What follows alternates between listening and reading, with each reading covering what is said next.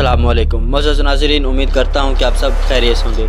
नाज़रीन, सिर्फ 17 साल की उम्र एक नौजवान सिपह सालार हज़ारों मील दूर एक ऐसी सरजमीन की तरफ रवाना हुआ जहाँ इससे पहले कई लश्कर नाकाम हो चुके थे। इस नौजवान ने न सिर्फ एक ताकतवर राजा को शिकस्त दी बल्कि बड़े सगीर की तारीख का रुख भी हमेशा के लिए बदल दिया। लेकिन हैरान कुन बात यह है कि जिस फातह ने एक अजीम सल्तनत कायम की, इसकी अपनी ज़िंदगी सिर्फ चंद बरसों बाद एक अलमनाक अंजाम पर ख़त्म हो गई। नाज़रीन, हम बात कर रहे हैं मोहम्मद बिन कासिम की, जो फातह सिंध थे, जिन्होंने इस्लाम का झंडा बरे सगीर की सरजमीन पे बुलंद तरीन मकाम तक पहुँचाया। लेकिन मोहम्मद बिन कासिम ने सिंध फतेह कैसे किया और इनकी मौत के पीछे हकीकत क्या थी, आइए जानते हैं आज की इस वीडियो में मोहम्मद बिन कासिम की तारीख पैदाइश से मौत तक की मुकम्मल दास्तान। नाज़रीन, मोहम्मद बिन कासिम 695 ईस्वी के करीब अरब के मशहूर शहर ताइफ में पैदा हुए। वो कबीला बनु सकीफ से ताल्लुक़ रखते थे, जो अरब के मुअज़्ज़ज़ और ताकतवर कबाइल में शुमार होता था। इनके वालिद का नाम कासिम बिन मोहम्मद था। मोहम्मद बिन कासिम अभी कम उम्र ही थे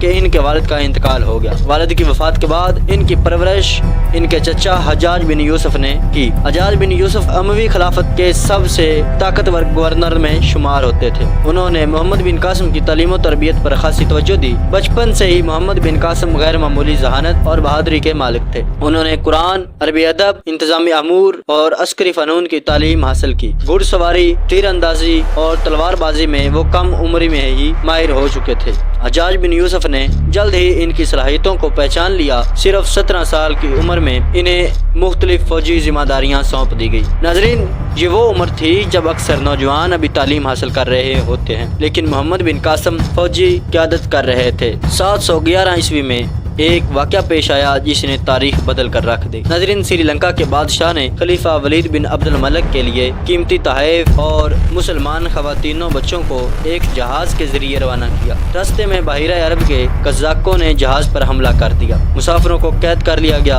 और सामान लूट लिया गया। हज्जाज बिन यूसुफ ने सिंध के हुक्मरान राजा दहर से मुतालबा किया कि वो कैदियों को आज़ाद करवाए, लेकिन राजा दहर ने जवाब दिया कि कज़ाक उसके कंट्रोल में नहीं। हज्जाज बिन यूसुफ ने इस जवाब से मुतमईन न हुआ। पहले 2 लश्कर भेजे गए मगर नाकाम रहे। तब उन्होंने इन कज़ाकों की सरकोबी के लिए मोहम्मद बिन कासिम को इस मुहिम का सिपह सालार मुकर्रर किया। 711 ईस्वी में मोहम्मद बिन कासिम तकरीबन 6000 मुंतखब सिपाहियों के साथ रवाना हुए। नाज़रीन, रास्ते में मजीद फौजी इनसे मिली। इनके साथ जदीद मंजनीक, जिसका नाम अल अरूस था, इनके हथियारों में शामिल की गई। ये उस जमाने की एक ताकतवर तरीन जंगी हथियार समझा जाता था। मोहम्मद बिन कासिम मकरान के रास्ते सिंध की जानिब बढ़े। सिंध में इनका पहला बड़ा हदफ दीबल था। ये एक आम बंदरगाही शहर था। दीबल का किला इंतहाई मजबूत समझा जाता था। मोहम्मद बिन कासिम ने कई दिन तक मुहासरा जारी रखा। फिर अल अरूस मंजनीक के जरिए किले के मरकजी झंडे को निशाना बनाया गया। जब झंडा गिरा तो मुदाफिन ने के हौसले टूट के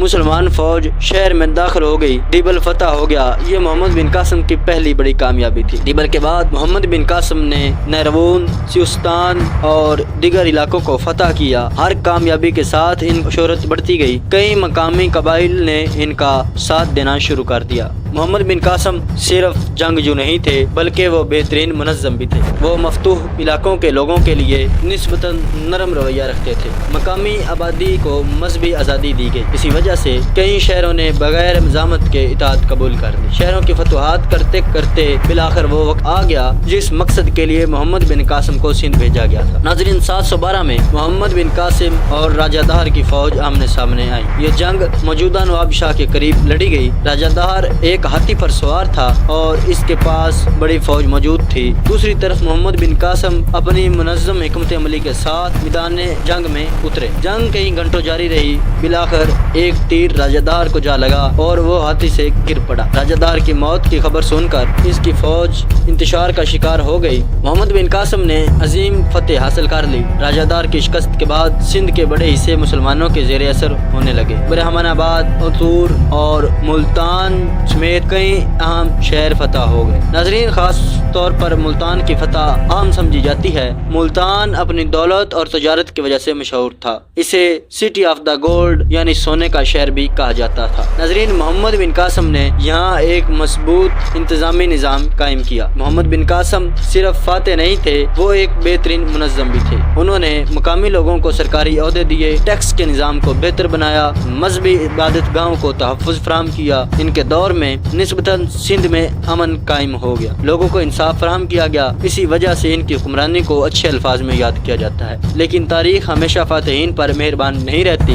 714 عیسوی میں حجاج بن یوسف کا انتقال ہو گیا۔ یہ محمد بن قاسم کے لیے ایک بڑا دھچکا۔ کچھ عرصے بعد خلیفہ ولید بن عبد الملک بھی وفات پا گئے۔ نئے خلیفہ سلیمان بن عبد الملک اقتدار میں آئے۔ سلیمان اور حجاج کے تعلقات ناخوشگوار تھے، اسی وجہ سے حجاج کے قریبی افراد مشکلات کا شکار ہونے لگے۔ محمد بن قاسم بھی انہی میں سے ایک تھے۔ ناظرین، خلیفہ سلیمان نے محمد بن قاسم کو فوراً بلانے کا حکم دیا۔ یہ حکم حیران کن تھا، لیکن محمد بن قاسم نے حکم کی تعمیل کرتے ہوئے واپسی کا رخ کیا۔ لیکن دمشق پہنچتے ہی انہیں گرفتار کر لیا گیا اور قید میں ڈال دیا گیا۔ بعض روایات کے مطابق ان پر سخت تشدد بھی کیا گیا، لیکن 715 عیسوی میں 20 سال کی عمر میں محمد بن قاسم کا انتقال ہو گیا۔ ان کی موت کے بارے میں مختلف آراء پیش کی جاتی ہیں، لیکن سب سے زیادہ قابل قبول خلافت اور سیاسی اختلافات کی وجہ سے انہیں قید کیا گیا اور ان کی اسی دوران انتقال ہو گیا۔ یوں برصغیر کا ایک عظیم فاتح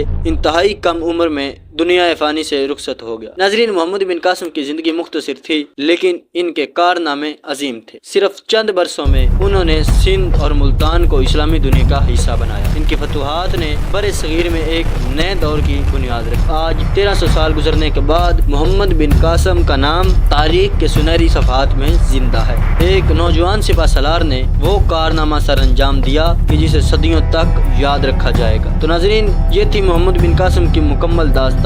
آپ کی نظر میں محمد بن قاسم کی موت کی وجہ کیا ہو سکتی ہے؟ کمنٹ میں ضرور بتائیے گا۔ اگر ویڈیو اچھی لگے تو ویڈیو کو لائک، شیئر اور چینل کو سبسکرائب کرنا نہ بھولیے گا۔ ملتے ہیں اپنی اگلی دلچسپ ویڈیو کے ساتھ، تب تک کے لیے اللہ حافظ۔